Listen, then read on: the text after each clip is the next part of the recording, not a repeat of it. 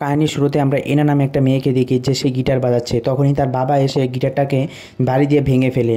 তখন তার বাবা তার সাথে জোর জবরদস্তি গুলু গুলু করতে শুরু করে। তখন তার প্যান্টটা খুলে তার সব কিছু খুলবে, তখনই সে এনা তার বাবাকে একটা লাথি মারে। তখন লাথি মেরে তার বাবা দূরে গিয়ে পড়ে। তখন তার বাবার গলার মধ্যে কিছু একটা জিনিস ঢুকে তার বাবা ওখানে মারা যায়। তারপর এনাকে পুলিশ গ্রেপ্তার করে তাকে জিজ্ঞাসাবাদ শুরু করে যে সে কেন তার বাবাকে মেরেছে। তখন এনা বলে যে তার বাবা তার সাথে জোর জবরদস্তি করতে শুরু করে। তখন এনার মা ওখানে ছিল। তখন এনার মা তার পুলিশদেরকে বলছিল যে আমার স্বামী খুব ভালো ছিল, সে এসব কিছু করতেই পারে না। তখন এনার সঙ্গে এখানে অনেক ঝগড়াবাটি হয়ে যায়। তারপর এখানে কোর্ট এনাকে 4 বছরের জন্য জেল অবধি দেয়। তারকে জেলে পাঠানোর পর সেখানে সে জানতে পারে যে জেলের মধ্যে দুটা গ্রুপ আছে। একটা হলো সাদা মেয়ে, যারা পরিষ্কার মেয়ে তাদের একটা গ্রুপ আলাদা, আর যারা কালা তাদের গ্রুপ একটা আলাদা। আর পরিষ্কার মেয়ে গ্রুপটার মধ্যে লিডার ছিল কোডি, আর যে কালা মেয়ের গ্রুপটার মধ্যে নাম ছিল জয়। আর এই জেলের যে দেখভাল করে তার নাম হচ্ছে প্রেডি। তারপরে জেলের মধ্যে ইভাকে একটা রুমমেট ছিল, সেই রুমমেটের নাম হচ্ছে জেলি। সে কারোর সাথে বেশি কথাবার্তা কিছু বলে না, কিন্তু ইভা আসার পর তার সঙ্গে সেই একটু অ্যাট্রাকশন হয়ে যেতে শুরু করে। তারপরে সব এখানে কেডিদের যখন একটা মাঠের মধ্যে নিয়ে যায়, তখন সাদা গ্রুপের কেডি সে এখানে চলে আসে এনার কাছে। তখন এনাকে বলতে শুরু করে যে তাদের গ্রুপে জয়েন হওয়ার জন্য, যাতে এখানে যারা আরও কেদিরা আছে তাকে যাতে এখনও কেউ ডিস্টার্ব না করে। তখন এখানে এনা বারণ করে যে সে কোনো গ্রুপে যাবে না। তখন কেডি তাকে বলতে শুরু করে যে তুমি এখানে যেরকম ভাবছো সেরকম না, তুমি যদি এখানে একা থাকো তাহলে তোমাকে সবাই এখানে মারবে। তারপরে কোডি এত কথা বলার পরেও এনা বলতে শুরু করে যে আমার কারোর সাহায্য দরকার নেই। তারপরে এনা এখান থেকে সে চলে আসে। তারপরে কেডি এনাকে একটা রুমের মধ্যে নিয়ে তাকে তার যে দল আছে দল মিলে পুরো মারে অনেকক্ষণ ধরে। তারপরে এনা রুমে আসার পর তার রুমমেট যখন তার কাছে এসে সে দুঃখের একটু এখানে ওখানে হাত দিতে শুরু করে। তারপর তারা দুজন এখানে ইন্টিমেট হতে শুরু করে, গুলুগুলু করতে শুরু করে। তারপরে একটা ক্লাসরুমের মধ্যে তাদেরকে নিয়ে যায়। সেখানে নিয়ে যাওয়ার পর জয়ও যে ব্ল্যাক যে মহিলারা আছে তাদের যে মেন লিডার, সেই লিডারও তার মধ্যে অনেক রাগ দেখাতে শুরু করে, তাকে এখানে ওখানে মারতে শুরু করে। তখন এনা বুঝতে পারে যে সে গ্রুপে জয়েনই করতে হবে। তারপর সে গিয়ে কেটির সাথে সে তাদের গ্রুপে জয়েন হয়ে যায়। তখন কেটি যে মেয়েটা আছে মেন লিডার, সে মেয়েটা তাকে বলে যে সে মেয়েটা যেন তাকে মেরেছে, ব্ল্যাকম্যানের যে মেয়েটা মেরেছে তাকে গিয়ে মারার জন্য। তারপরে এনা আর জয় গিয়ে তারা দুজন একজন একজন মারপিট করতে শুরু করে। আর ওখানে কডিজা নামে যে মেয়েটা আছে সে সব কিছু ভিডিও রেকর্ড করতে শুরু করে। তারপর এসব দেখে এখানে পুলিশ এসে পড়ে। তারপর এনাকে পুরো জামা কাপড় খুলে তাকে একটা রুমের মধ্যে বন্ধ করে রেখে দেয়। তারপরের দিন পার্ক নামে যে অফিসার আছে সেই অফিসারের সামনে গিয়ে এনাকে দাঁড় করিয়ে দেয়। তখন সেই অফিসার বলেন যদি তুমি এখান থেকে জেল থেকে তাড়াতাড়ি বেরোতে চাও তাহলে তুমি আমার সাথে গুলুগুলু করতে হবে। তারপরে এনা এখানে তার কথা মেনে যায়। আর এখানে যে অফিসারটা আসে সেই অফিসারটা তার সাথে গুলুগুলু করতে শুরু করে। তারপরের দিন আমরা দেখি যে কোডি তার রুমের মধ্যে এনাকে নিয়ে যায়। তারপর কোডি এনাকে সে ড্রাগস দেয়, ড্রাগস দিয়ে তার সাথে সে ফিজিক্যালি রিলেশনশিপ করতে শুরু করে।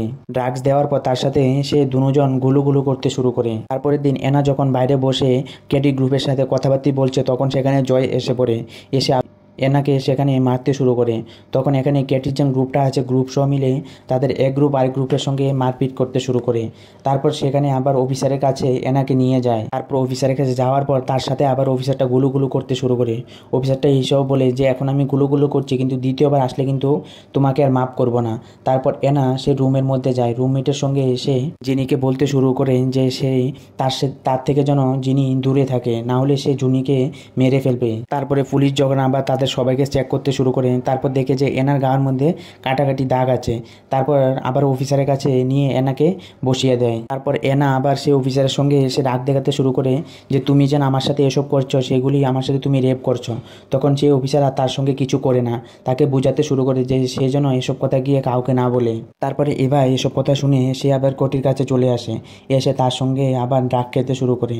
তখন কোর্টি বলে ওঠে এইসব ড্রাগ জাতীয় জিনিস এখন থেকে সেই কিনতে হবে, সে প্রতিবার তাকে এখানে বিনা পয়সা তাকে এইভাবে খাওয়াতে পারবে না। পরে এখানে এনা আর কোডির মধ্যে তারা লড়াই পেটা হয়ে যায়। তারপর এনা আবার একটা গ্রুপের মধ্যে গিয়ে জয়েন করে, যেখানে তারা সবসময় ড্রাগস খেয়ে থাকে। এনা সেই গ্রুপকে বলতে শুরু করে যে আমি টাকা দিচ্ছি, সে টাকা নাও, আমাকে একটা ইঞ্জেকশন দাও, না হলে আমার শরীর এখন আনকমফোর্টেবল ফিল করছে। তারপর সে যখন আবার ড্রাগস নেয় তারপর সে এখানে অনেক ভালো হতে শুরু হয়। আর এনাকেও এসব দেখে কোটির অনেক মন খারাপ লাগছিল, তার সম্বন্ধে সে ভাবতে শুরু করে। পরে কোটি আবার এনার কাছে গিয়ে তাকে বোঝাতে শুরু করে যে তার লাইফ পুরো শেষ হয়ে যাবে, কিন্তু এনা এখানে কিছুই বুঝতে চেষ্টা করছিল না। তারপর অপোজিট গ্রুপ ওরা জানতে পারে যে এনা যে কেটির যে গ্রুপটা আছে সে গ্রুপটা থেকে আলাদা হয়ে গিয়েছে। তারপরে বাথরুমে গিয়ে তাকে অনেক মারধর করে। তারপরে এনা আবার বেশি করে ড্রাগস নিতে শুরু করে। তারপরে একদিন কোটি এসব দেখে সে দৌড়ে চলে আসে যারা যারা ড্রাগস দিচ্ছিল। তারপরে এখানে তাদের সবাইকে মারতে শুরু করে। তারপর সেখানে পুলিশ এসে পড়ে। তারপরে এখানে এনা বলতে শুরু করে যে এখানে এসব বদ্ধ করার জন্য, না হলে সে তাকে মেরে ফেলবে, মানে এনা নিজেকে নিজে মেরে ফেলবে। তারপর এখানে পুলিশওয়ালা তাকে ধরে আবার খালিকাও করে তাকে আবার একলা রুমের মধ্যে রেখে দেয়। তারপরে এনা সেই ঘরের মধ্যে একা একা পড়ে থাকতে থাকতে সে বিরক্ত হয়ে যাচ্ছিল, অনেকদিন ধরে সে একা পড়ে রয়েছে। সে ভেবেছে যে সে সুসাইড করে ফেলবে। তারপর সে হাত কেটে সে এখানে বেহুশ হয়ে যায়। তারপরে এনাকে নিয়ে জেলের যে হসপিটাল আছে হসপিটালের মধ্যে তাকে ভর্তি করিয়ে রেখে দেয়। তারপরে এনার সামনে একটা ড্রাগসের রুগী অব্দি ছিল, যে সে ড্রাগসের জন্য সে অনেক কষ্ট পাচ্ছিল। তারপরে এসব দেখে এনা বুঝতে পেরেছে যে সে ড্রাগস নিচ্ছিল, সে কত বড় একটা তার নিজের লাইফের ক্ষতি করছিল। তখনই এনা ডিসাইড করে যে সে এখন থেকে ড্রাগস নেবে না। তারপরে সে গিয়ে তার মার সঙ্গে আবার দেখা করতে শুরু করে। তারপরে এনার মা তাকে বলতে শুরু করে যে এনার মার দ্বারা অনেক বড় একটা ভুল হয়ে গেছে, যে তার যার সামনে এসে সত্যি কথা বলার দরকার ছিল। তখন এনার মা তাকে এটাও বলতে শুরু করে যে যে কোনোভাবে এসে এনাকে জেল থেকে বের করেই ছাড়বে। তারপরে ফ্র্যাঙ্ক নামে যে অফিসারটা ছিল, অফিসারটা তাকে আবার সে তার রুমের মধ্যে ডেকে আনে। তখন সেই অফিসারটা এনাকে জিজ্ঞাসা করতে শুরু করে যে তার শরীর এখন কেমন আছে। তখন এনা তাকে বলে যে যদি সে তার শরীরের সঙ্গে কিছু করতে চায় তাহলে সে করতে পারে, তার জন্য কোনো বাধা নেই। তারপরে এনা সে আবার সে জেলের মধ্যে আসার পর তখন কোটি ও জানতে পেরেছে যে সে অফিসারটার সঙ্গে মিশে গেছে, তার জন্য তাকে অনেকক্ষণ ধরে মারধর করে। তার মুখের একটা গালের সাইড ও কেটে দেয় রাগের মাথায়। তখন এনা সে বুঝতে পেরেছে যে তার আর হেল্প এখানে কেউ আর করবে না। তারপরে সে গিয়ে এখানে একটা নার্স ছিল, নার্সের কাছে সে সবকিছু বলতে শুরু করে যে তার সাথে কি কি খারাপ কাম হয়েছে। তখন সেই নার্সটা বলে যে আমি তোমাকে হেল্প করব, আর আমার স্বামী একটা গভর্নমেন্ট হসপিটালের মধ্যে কাজ করে, তোমাকে হেল্প করতে পারবে। তারপরে এনা সেই নার্সের সঙ্গে কথা হওয়ার পর তার মনের মধ্যে একটা জোশ জেগেছে যে সে কিছু একটা করতে পারবে। এখানে যে অফিসারটা ছিল সে অফিসারটা এইসব দেখে ফেলেছে যে এনা গিয়ে সে নার্সটার কাছে সব কিছু বলে দিয়েছে। তারপর সেই অফিসারটা নার্সটাকে আরেকজন দিয়ে মেরে ফেলে। তারপরে সেই অফিসারটা আবার এনার সাথে রেপ করতে শুরু করে। তারপরে এনা যখন রুমের মধ্যে আসে, রুমের মধ্যে আসার পর তার কাছে একটা লেটার আসে যে তার যে কেসটা আছে কেসটা নিয়ে আদালতে আবার অনেক তাড়াতাড়ি একটা কথা বলতে শুরু হবে। তখন এনা ওর মাথার মধ্যে বুদ্ধি আসে, যখনই অফিসাররা তার কাছে আসবে তাকে জিজ্ঞাসাবাদ করার জন্য, সে যেন অফিসারটা আছে ফ্যাড্রি, সে অফিসারটা সে ভিডিও করে রাখবে, ভিডিও করে সবাইকে দেখিয়ে দেবে। তারপর সে কেটির কাছে যায়, কেটির কাছে গিয়ে তার কাছে একটা মোবাইল নেয়, মোবাইল নিয়ে সে সবগুলি ভিডিও করে রাখে। তারপরে দেখার পর এখানে ফ্রেন্ডকে তাড়াতাড়ি অ্যারেস্ট করে নেয় পুরো পুলিশ।